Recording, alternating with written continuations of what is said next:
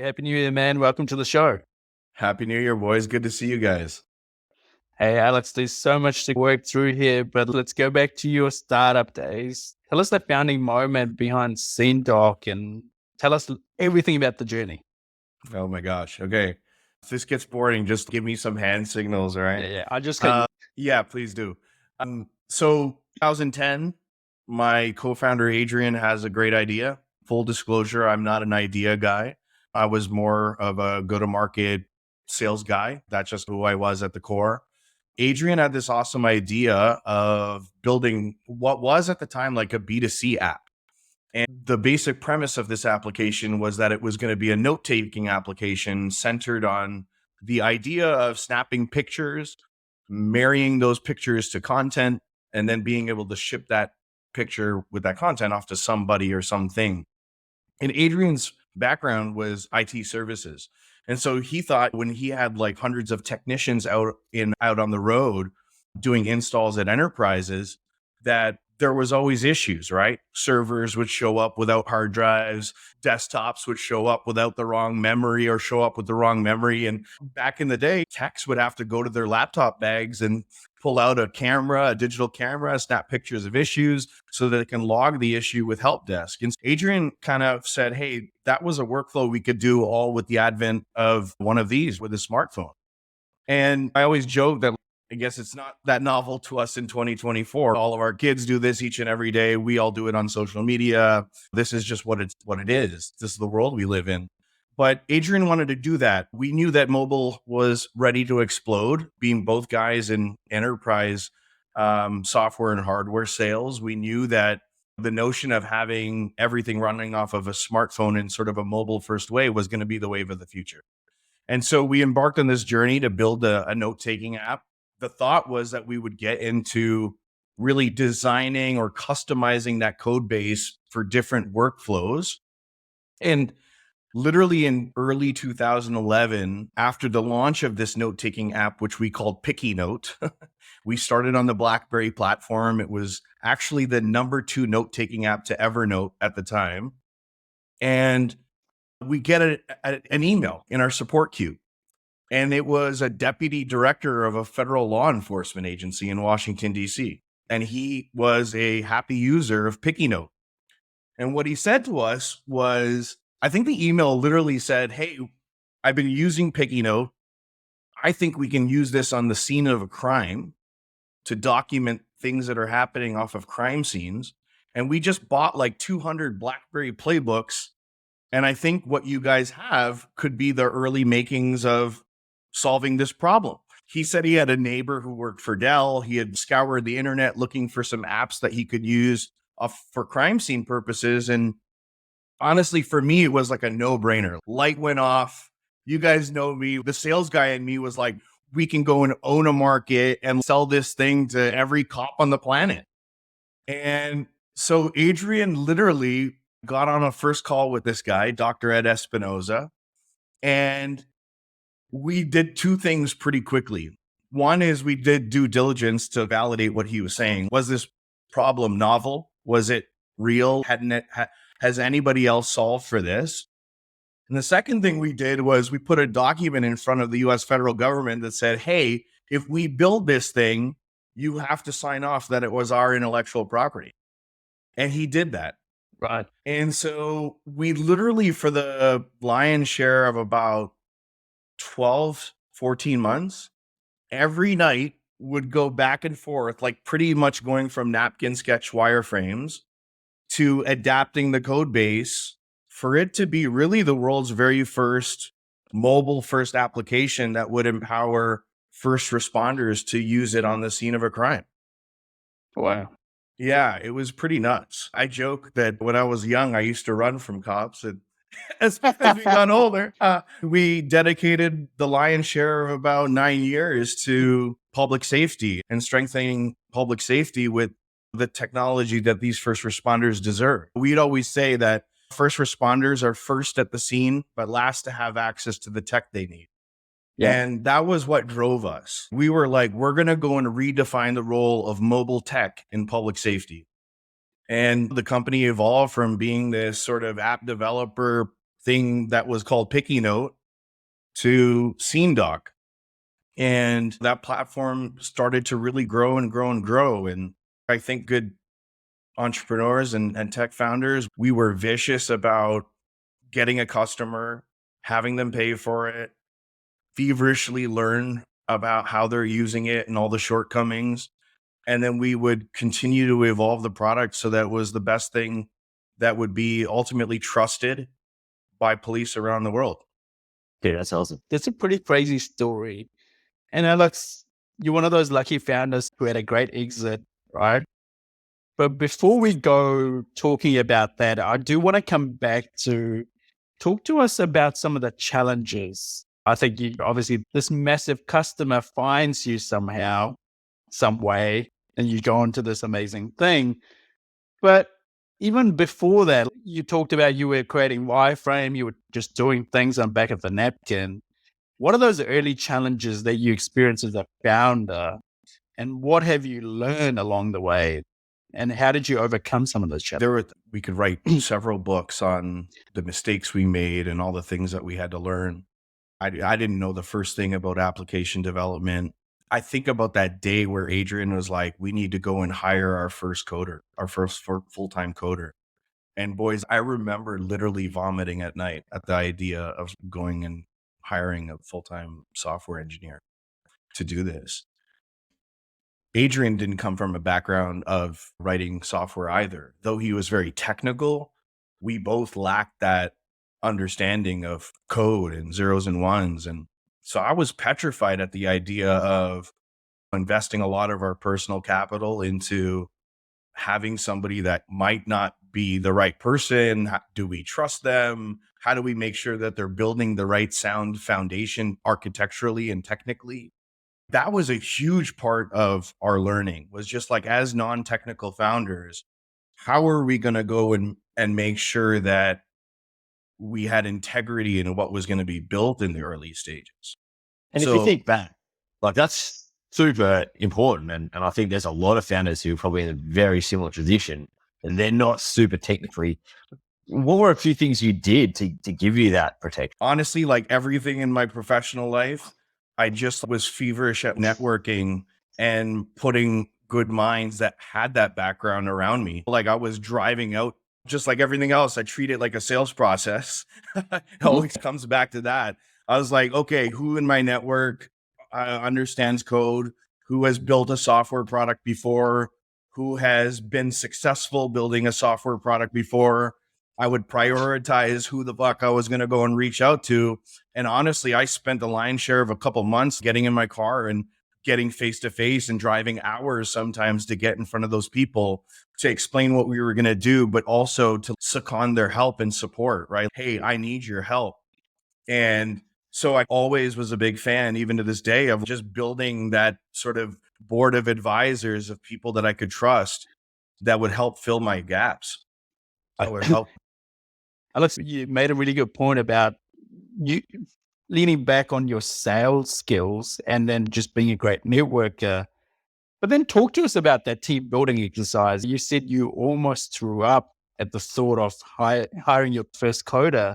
But then how did you stand up the first team? What qualities did you look for? Did you have a process, or did you constantly just look behind you to go, I worked with this person in this role and I knew they were good at it, so I'm just going to go see if I can get them to come across? Yeah. So I would tell you that in some ways this was part of our mistake, but as the company started to mature, and because we were operating in a really interesting domain, right? This was the vertical market of public safety was something surely Adrian and I didn't know about.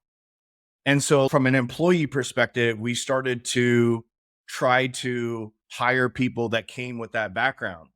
And sometimes that was littered with a lot of mistake, quite frankly. Like, again, as the company matured, we had investors, and one of our premier investors was Motorola Solutions Venture Capital. And they are the maker of the radio that empowers every first responder just about everywhere in the world. They were huge points of validation and place resourcing we could go to learn, right? But as we started to bring some more of that sophistication around the table, I would tell you that as a first-time CEO, I got cornered sometimes and swayed into hiring almost too heavily on domain expertise. And I lost sight of the thing that I know, especially now, which is domain expertise is great, but you still need to hire the right people for the right stage of growth that we're at. So there was this mixed bag of balancing people who could speak cop talk with people that could actually build software for this type of user, go into sales and marketing, like how we think about like, how do we message to this market? How do we sell to this market? How do we onboard customers successfully in this market? All of that, honestly, just like a lot of things in startup, took a lot of breaking things, making a shit pile of mistakes, iterating, reflecting adequately, and moving ahead again with that information that we acquired or learned. If you think about your journey then, can you just hire, look, in your view, can you just go hire any person in marketing that's done the job before in a standard white collar SaaS business to come in and run inside your domain area? Does it make a difference? Do they need to have any understanding of, the segment you're going to? Do they need learning time, or is it just transposable and you can just get any marketing or salesperson into I your would go-to tell market? you, and I'm sure everybody's going to have different opinions on this, but after 9 years of running SceneDoc in a pretty specialized, regulated environment, I would say that I would place far less emphasis on domain expertise and people that know how to execute at the stage to which we were at. And as the company continued to grow, the talent pool, as you guys know really well, has to evolve as well. So yeah, like that I think we just over rotated on subject matter experts.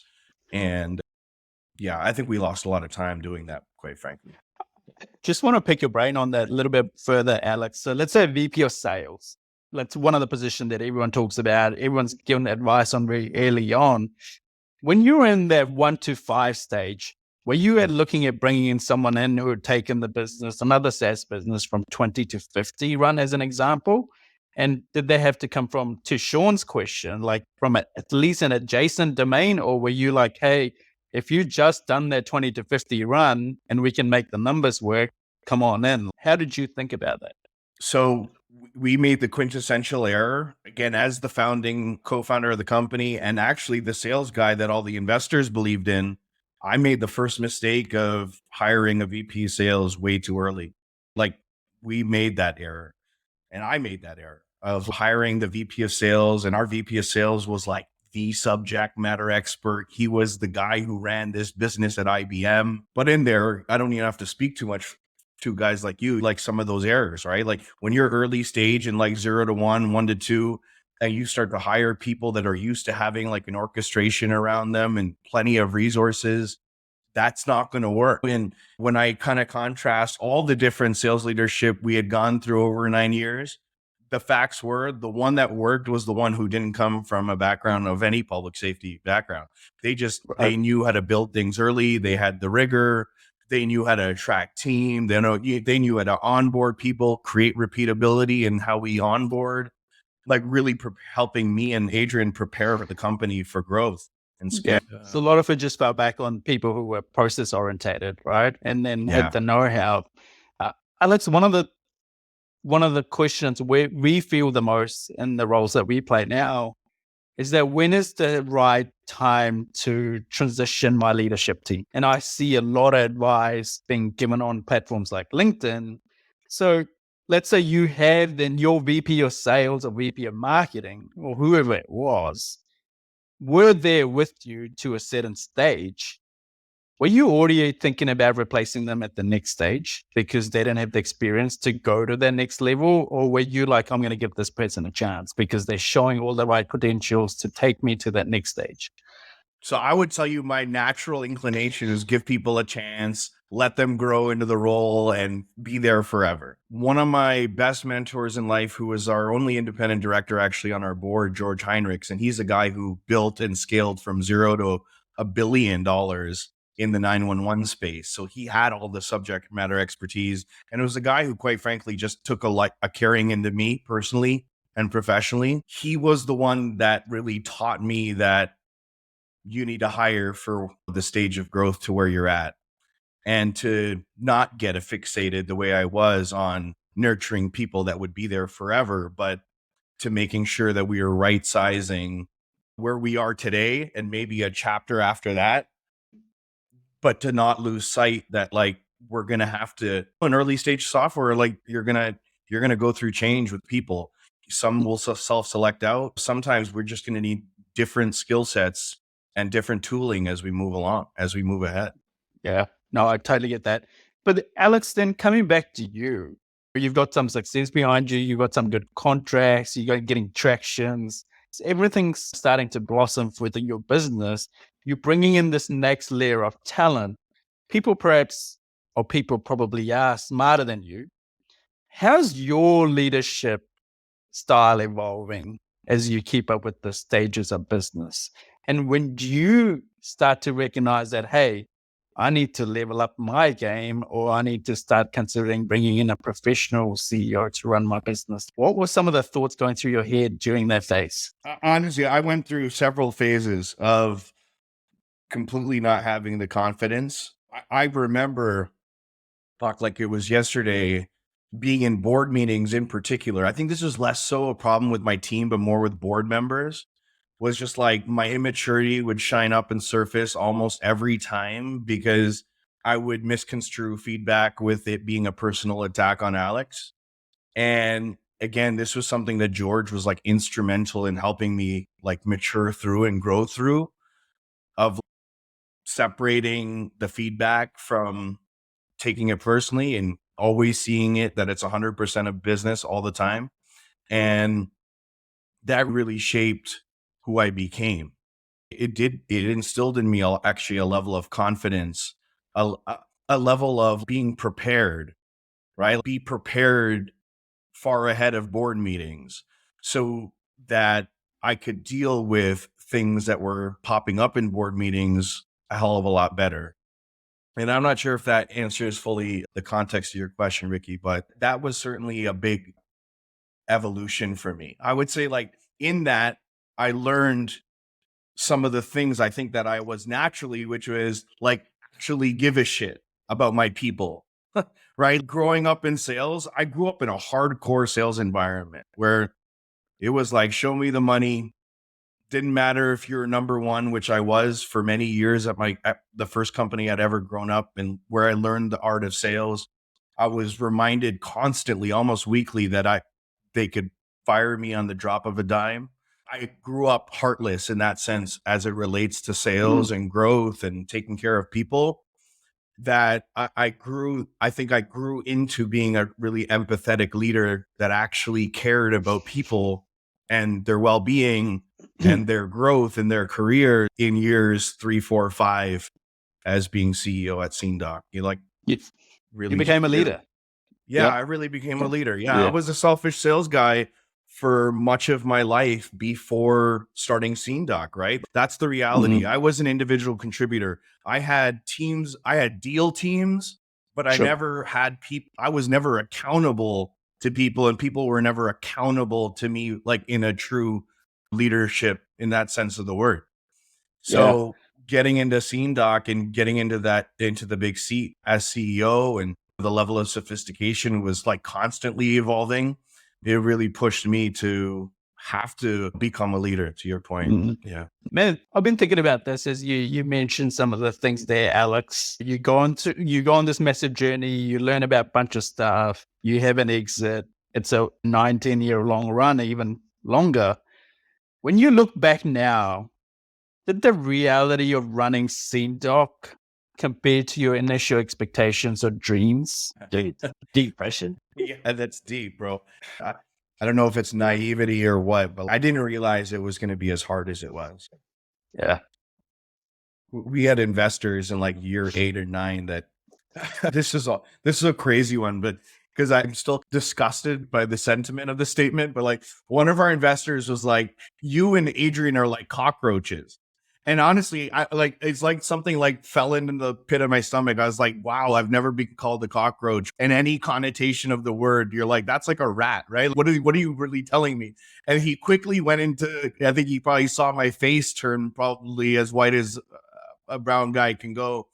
And he says, it's because you and Adrian never die. you guys have that ability to just keep going, right? And honestly, it's the thing I spend probably the most amount of time talking to my founders about is just like pain tolerance and being able to crawl through the mud longer than everybody else. And I think if you can do that, at some point in time, you will succeed. You just have to be able to weather the storm. I was just going to say that's the ultimate win for anybody, or a lesson, right? Because I think we all going to fall. Is that the ultimate? Well, to be called a cockroach, that's a number one. We all gunning for that, right? But I would like constantly getting back up. Like it's not hard; it beats you up. I think one of the posts that you put up today is exactly that, man. It's hard. It's not a stroll in the park. Running a startup is a grind. There's so many things. So you got to learn. It's not even just like that part never changes.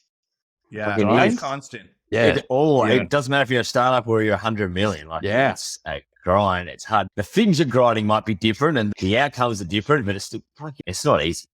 It's like parenting, right? It's like parenting, right? Like when our kids are 1 and 2, there's certain difficulties we have as parents, and they become 5 and 6. It's a different set of challenges. Our eldest now, 12, it's a different set of challenges. You're right. You just have to get used to being uncomfortable and getting your ass kicked every once in a while and getting back up and doing it some more. Yeah. So, a question I've got quickly before I let you back to it is, you guys had this light bulb moment that first responders is a market that we can go after that's very clearly identified as product market fit. One of the things that we see a lot when we talk to people is founders will be like, I've built this for first responders, but I can also sell it to builders and office workers and shift workers. And so I've got 5 sales here, and it's cool. We got a massive market, go to everything, but the weakness is you should go to everything. How big a difference do you think it made that you and Adrian went, holy crap, this fits this, and we can go hit it out really hard and then focused on? As you guys were saying that, Sean, typical like founder, and you guys are investors now. I remember the slide where we're like, we can take this to all of these markets, and this is the TAM, and this is the SAM, and we're going to fucking sell to a billion different users, right? And it was crazy because as we got to our first round of investment, took in some capital, I got to tell you, I think for me, it was like, there was a get back to the basics, Alex moment where I was like, I knew we needed to have relentless focus. And there was like literally this day where Adrian and I sat down, we're like, we're not going to do anything except sell to these people, right? When these people, I mean, it was police. And for 7 years, it was relentless focus on building trust in the community of police. And that served us really well. I would say we then matured like a good startup should, is that we began tapering it down based on an ICP that we knew like where product market fit actually was. And it went from the world of police to we were really meticulous or particular about going after the 17,000. Actually, let me step back. In the United States alone, there's about 18,000 police departments. 17,000 of them are under 50 sworn officers. They're really small. And we had this moment when we were like in year 4 or 5 where we're like, you know what? Stop the whale hunting. We're not going to go after NYPD and LAPD anymore. We're going to go after those 17,000 agencies that were really small, that none of our competitors could get to. The large big boys in the marketplace didn't have a low cost of acquisition to go out and acquire those types of customers. And I came from a background of inside sales, and I'm like, dude, we're pivoting. We're going to stop all the noise of whale hunting and field-based sales, and we're going to hunker down and build a repeatable inside sales machine to go after those 17,000 police departments. And one of the things I knew always was that if we could demonstrate an efficient way to acquire those 17,000 customers, the big boys will acquire us one day because they want that market. They just don't know how to go after them. And I would tell you today, because I'm good friends with the president of the company that acquired us at Tyler Technologies, it was part of their core thesis was yes, they had a product issue and they wanted to get to mobile first technology, which we were domain experts at in 7 8 years. We became synonymous with those types of mobile experiences. But it was also really intriguing for them to see, hey, you could sell to police departments that were small over the phone, and you didn't have to get on a plane and go out and see them face to face. And we really proved out how to hire a somewhat junior salesperson that stayed in our office for 8-10 hours a day, used the phone almost exclusively. Remember, this is 2013, 2014. And we could sign 7 to 9 logos that were 6 to 10 grand of ACV repeatedly, predictably. Man, I've got so many questions off back of that. Obviously, you had a part 2 exit. You became obsessed with the ICP. That's all the good news. But what you just said to me then is a big one. You said you were selling to enterprise customers on a phone, basically, on calls. Most people would tell you that you have to be shaking hands, doing this, doing that. It takes a long time to build those relationships. There is no way you can do that remotely. Obviously, COVID has changed a lot of the landscape. This is pre-COVID days, right? And I think people are still saying that in order to then sell well to enterprise, you need to go meet with these people repeatedly, face to face, be at events. So how did you do that? What was the hook? How did you maintain those relationships? After you sold it, who carried on those relationships after the sales guys? Like, how did you do it? Because a lot of people would be interested in knowing that. So first of all, I know you're using the word enterprise, but I guess it was actually the same characteristics of government customers, which was the larger the government, the more the red tape, the harder the funding sources became, the larger the deals were, the longer and protracted the sales process was. And so we took the different route. We're going to go after small guys where we could go after them more predictably, right? But keep in mind, our investors and those that had any knowledge about how to sell to public safety or let alone gov tech had the exact thinking you mentioned, right? Which was, hey, Alex, how do you expect to do this over the phone? Nobody's done that for 100 some odd years. When we're selling to law enforcement agencies, you got to go and shake the hand of the chief of police. That was without a doubt something that we got. But you know what we started doing was like, it was go back to like founder-led sales, first principles, was like, I got to go and prove this out myself. So I was doing it. How does Alex go and bank the next 5-10 logos, doing it over the phone, doing it in this motion? Then that started to allow us to refine how it allowed me to go and prove to the board that it could be done. 2, it then put me in a position where I had a very deep understanding about the sales leader we now need, the types of people we should be hiring. And I would say that sort of putting myself into the seat first, proving it out myself, gave me the confidence to go and sell that to my board and not waver. And to me, to be not just with conviction, but with data that like, this is how we were going to grow our company. Because truth be told, before going to the down market in this inside sales motion, we had investors that were growing in fatigue, that we were a lumpy business. It was not predictable. We had deals, quite frankly, guys, that we thought would close in year 2 that didn't close till year 5, sometimes never closed at all. Anyway, it ended up being a really wise move to do it. You did all the hard yards. You created a playbook, basically, Alex, and then you brought on the right people on your team and then made sure that it was repeatable, right?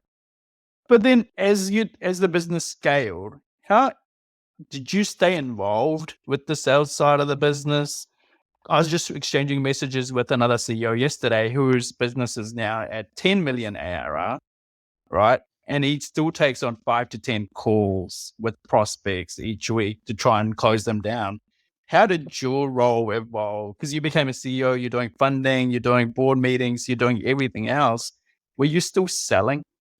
I was selling, but just not in selling for sure, but not in the way I think you're describing, right? I wasn't the first person on the phone call anymore. But I would tell you that of the 100 or so customers we had at the time of our acquisition, all 100 knew who Alex Couture was. All 100 knew were on phone calls with me, I was very much connected to the relationship. Yeah. You were If that closing. makes sense. You were Yeah. part of the closing process. You were Yeah. And then I marketing, was also basically. checking in. I think Yeah. that was one of my I guess my pluses was like, I am customer obsessed. And so I know I've never lost sight of the fact that when we closed the deal, it was just the beginning, especially in a SaaS-based business where the whole operation is contingent on customers renewing. So that whole process of continuous value creation for the customer, continuous relationship building with the customer, that was always something that I stayed very close to. Ricky mentioned one of the things, obviously, as CEO, you had to spend time with investors, and you've mentioned investors a few times. So I'd love to, I think if you think of challenges that early stage founders face, I think investment is a large one. Understanding when to take some investment, why to take some investment, and who you should take it from. If you think back to those days, have you got any tips around how you looked at investment and why and when you did it? Yeah. I'll tell you, we knew we needed to raise capital when we got to really understand that as we were going after those large customers prior to us having that epiphany, was that we knew we couldn't afford bootstrapping the business because of the length of the sales process. Now, in retrospect, really wish I got to that epiphany earlier because we would have been taking in less capital, right? We took in more capital too early because we weren't focused on the right segment of the market. As far as like knowing when to take in capital, I think yes, that is one thing. But if we take a step back with all the startups we work with today, I really do spend a lot of time talking to the founders about what do they want in their life? What sort of life are you trying to create? What sort of business are you trying to create?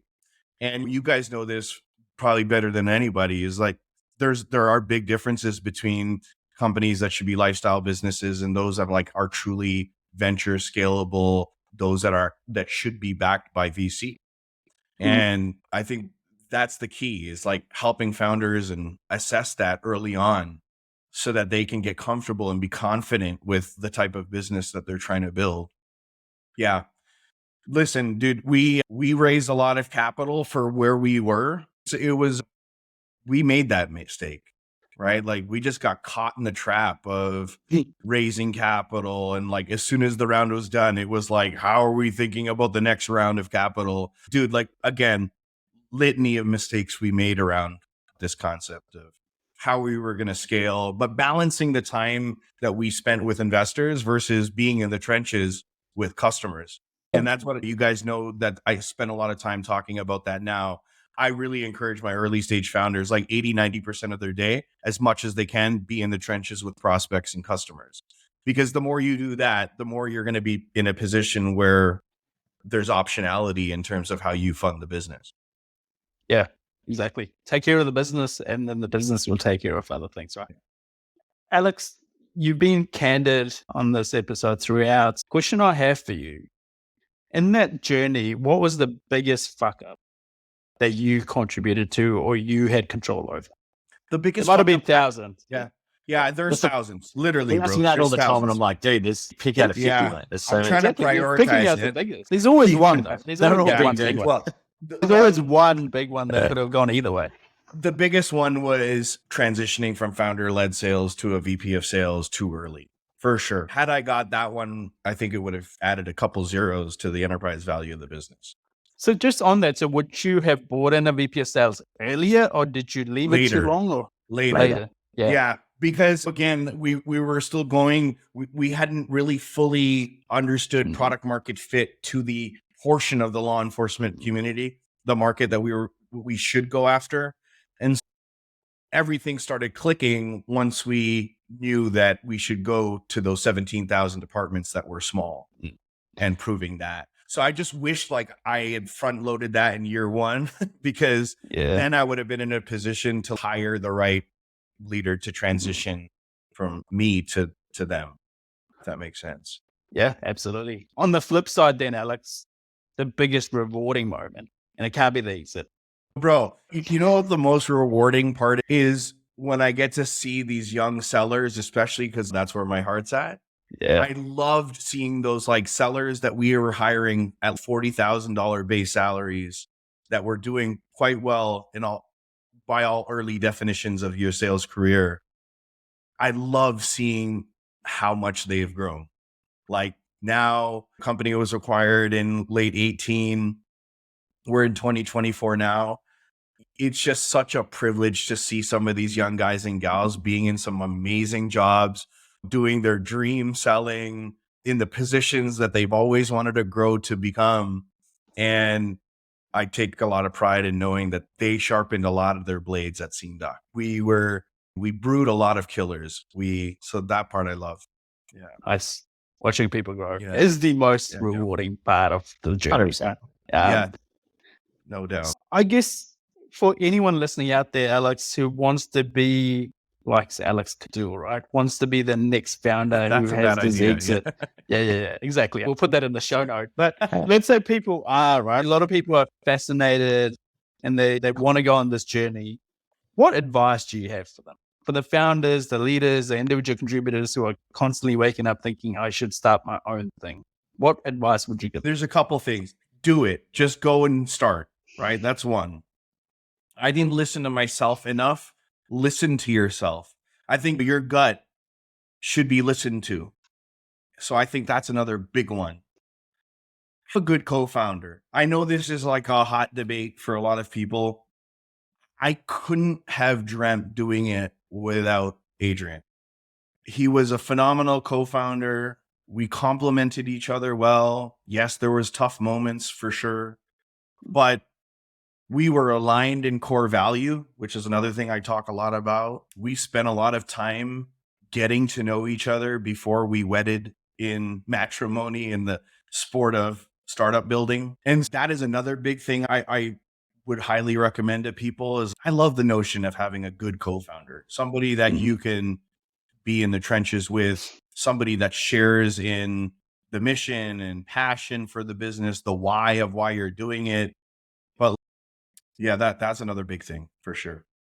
When you're speaking the truth, Sean dogs get excited. So fucking every time. So we know you're speaking from the heart. We know that's the truth. Sorry, boys. Yeah.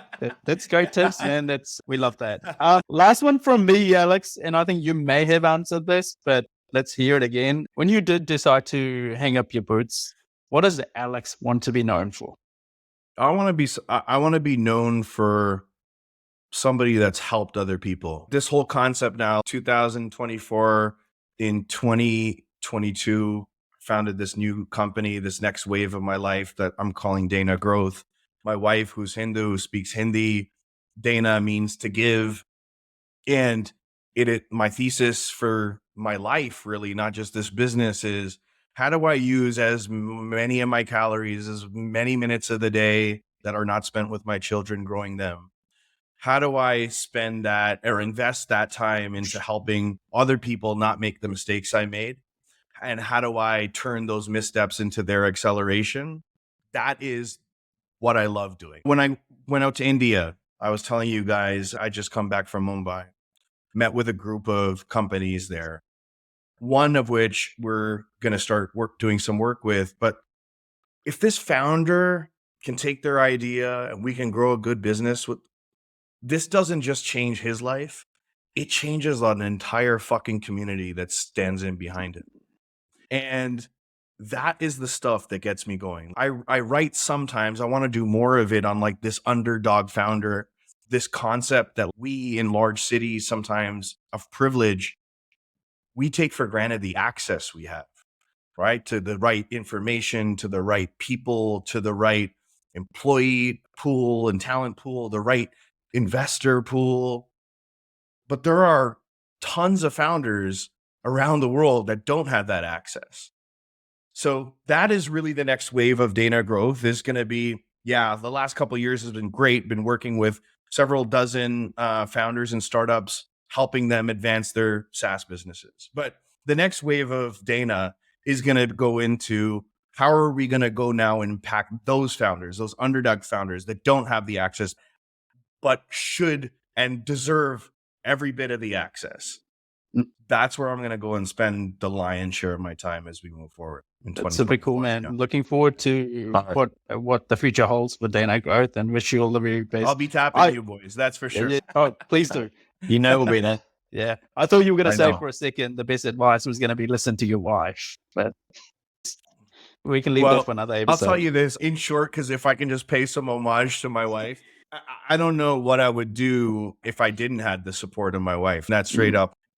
Just as some quick context, boys, I resigned from CDW and I was close to the number one rep for several years ahead of that, killing it, absolutely killing it. And I remember telling my wife just 3 weeks before we were expecting our first child, Cameron, that I was going to go from that to making absolutely nothing Being to start broke. SceneDoc. Yeah. And so like from that moment, she always has my respect because she didn't even blink. It was like, go and do it.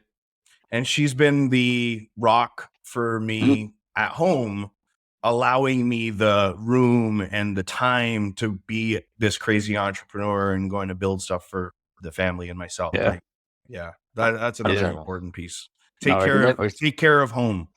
So you never do it by yourself if you can't. There's always No people doubt. sitting behind you. No doubt. Absolutely. Alex, so much wisdom. To continue that, would love to take you through a quick fire round. I'm keen to get your responses on these. Let's head her off. Favorite sports team? Toronto Raptors. I got to go there, right? Toronto, Yeah, born and sir. raised. Football, your football, our American soccer is like growing in this family. So like my kids are hardcore footballers. That's all they think about. Both Cameron and Kendall, they're 12 and 10. So we're huge Argentina fans, obviously because of Messi. And we're huge Man City fans too. Nice. Yeah. We call it soccer too, believe it or not. Yeah. Are you guys soccer? Okay. Yeah, because I always thought we were the only ones, Canada and no, the US. because AFL is called footy, and over here rugby for whatever reason is called footy. So yeah, don't ask me why, but yeah. Thanks so for that it's lesson. Yeah, that's good to know. What about favorite music genre? What do you listen to? What's your go-to? Come on, bro. You playlist? know this. Yeah, like I'm a student of hip hop, man. And in particular, like 90s New York hip hop. That's my thing. Nice. Jay-Z, I was just, Nas, I needed Tupac. to ask because Sean's on this, man. Like, so Sean just wanted to hear it again. Yeah. It's your first for the year. Don't get all excited. What about it's you like guys? Are you Oh guys no, man, the both hip hop Oh, heads? I've always been hip hop, but this Heavy year metal. for the guests we've had, Heavy on, metal, like, Sean? yeah, Sean's heavy Nice. metal. What It's type of stuff?